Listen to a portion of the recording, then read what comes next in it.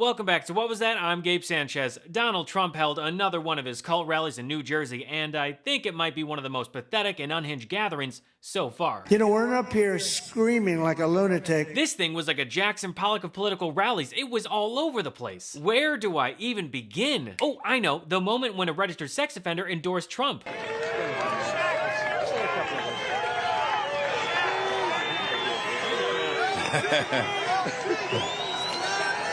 I just want to say, I grew up a Democrat, and I've always been a Democrat until I met this man right here. I'll tell you what, he will not have to worry about nobody in my family ever vote for a Democrat again. Former NFL player Lawrence Taylor has been on the sex offender registry since pleading guilty to having sex with a 16-year-old girl in a 2011 rape case. Yikes. I didn't think it needed to be said, but hugging a registered sex offender on stage and then having them endorse you is not the flex you think it is. But then again, Donald Trump does like to spend a lot of time with other pedophiles and sex offenders. Donald Trump raped E. Jean Carroll, allegedly raped his past wife Ivana, and sexually assaulted 26 women. Not to mention the fact that Trump bragged about sexually assaulting women in the Hollywood Access tape. Speaking of women, you would think that on Mother's Day, Trump would be with his third wife, Melania, and not on the campaign trail. I also want to say Happy Mother's Day to all the moms in America, and especially to my wife, Melania.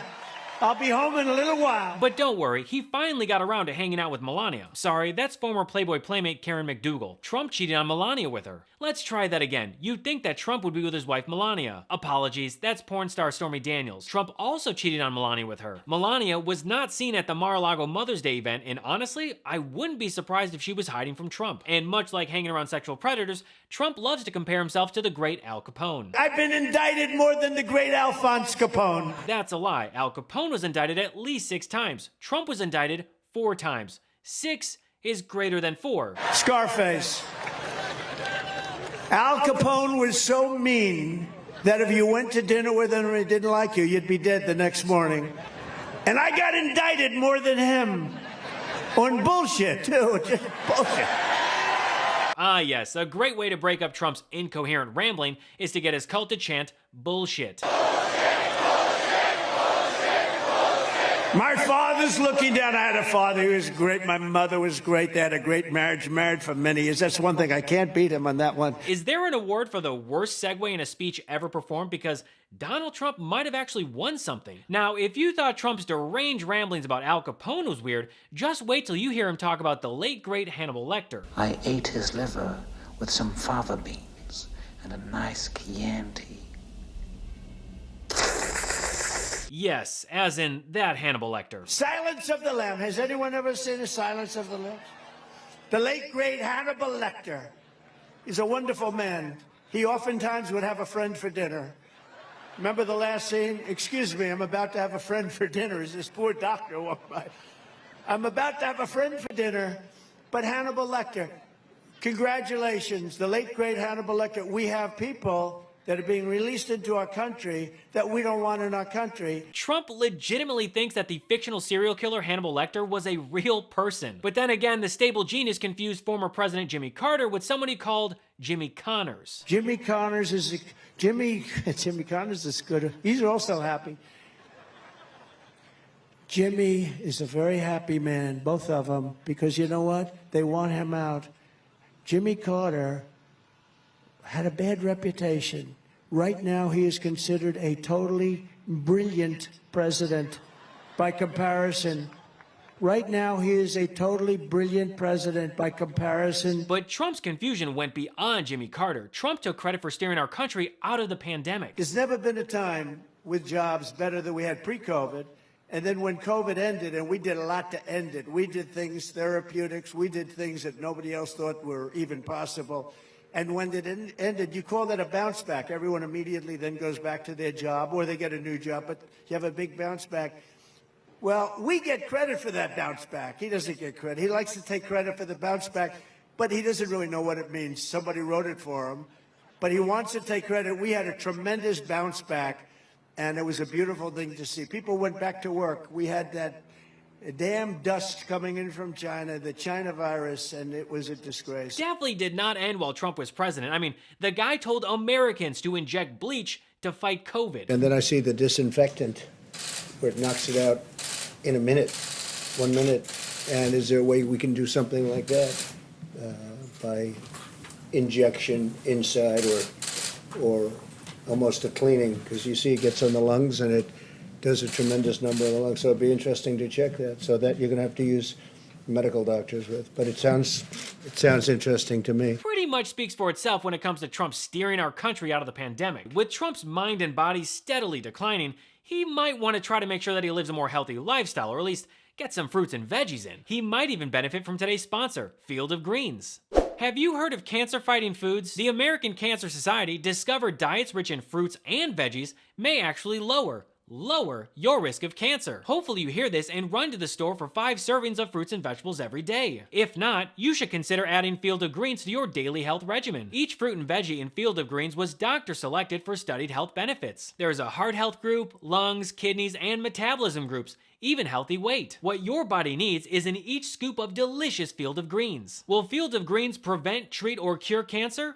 No, but it's so powerful it promises at your next checkup, your doctor will notice your improved health, or your money back. I got you 15% off and free rush shipping. Visit fieldofgreens.com and use promo code GABE for your discount. Visit fieldofgreens.com and use promo code GABE for your discount. That's promo code GABE at fieldofgreens.com. Fieldofgreens.com. Anyway, when Trump wasn't hugging pedophiles and adoring gangsters and fictional serial killers, he was lying like usual. Instead of a Biden tax hike, I'll give you a Trump middle class, upper class, lower class, business class, big tax cut. You're going to have the biggest tax cut.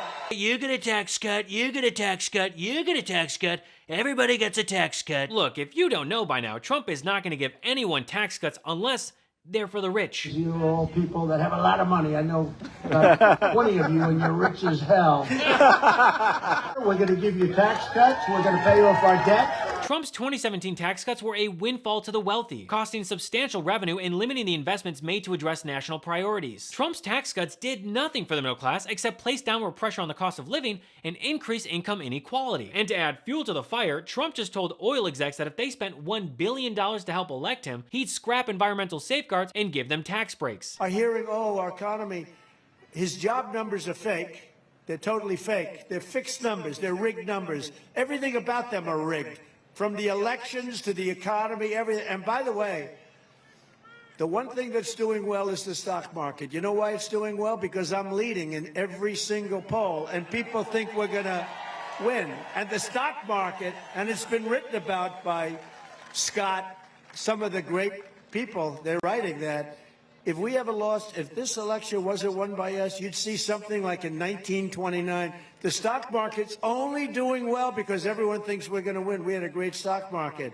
But it's going up because we're leading in all the polls. Pervert Hoover is desperately trying to compare his massive job losses to the gains and growth of President Biden. Trump left office with the worst job since the Great Depression, and President Biden has since presided over historic economic growth. And even if you exclude the pandemic year of 2020, the economy under Biden added jobs at a faster rate than under Trump and faster than any of Biden's recent predecessors. So Trump can whine all he wants and say that it's rigged, but he can't hide from the data, which definitively says that he's a huge loser. I mean, I was very popular. I got more votes than any other president in history. You know that. I got more votes than any other sitting president in history.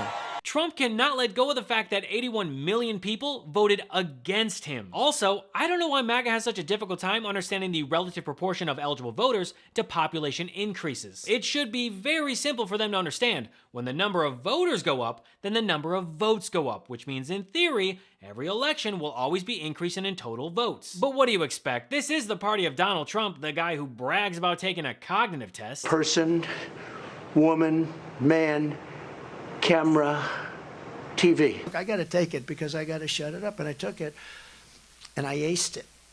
I think it was 30 questions.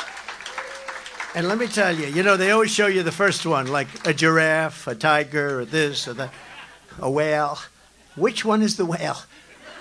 Okay, and that goes on for 3 or 4, and then it gets harder and harder and harder, and then it's multiply 3,293 times 4, divide by 3.